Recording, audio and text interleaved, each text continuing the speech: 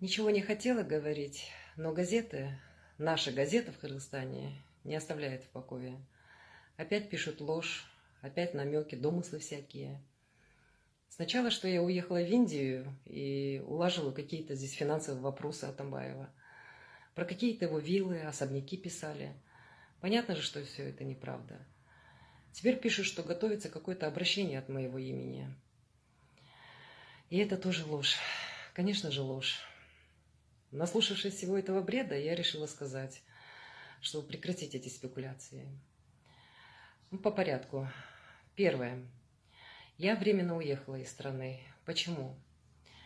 После ареста Илмиянова и Крамджана Сатаровича я стала замечать какие-то странные вещи, что-то наподобие слежки, какие-то подозрительные звонки на мой телефон.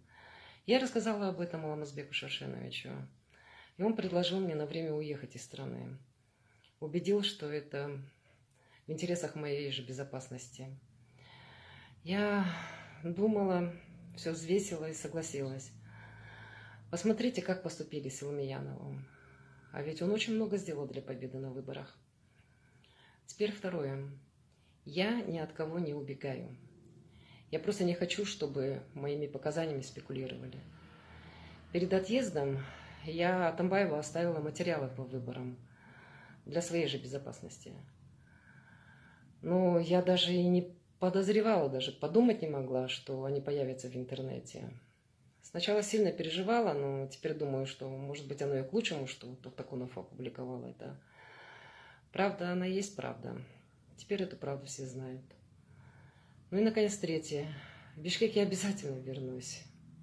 Думаю, очень скоро. Как только завершу свой отдых, и буду уверена, что в Бишкеке на меня никто не будет давить. До скорой встречи.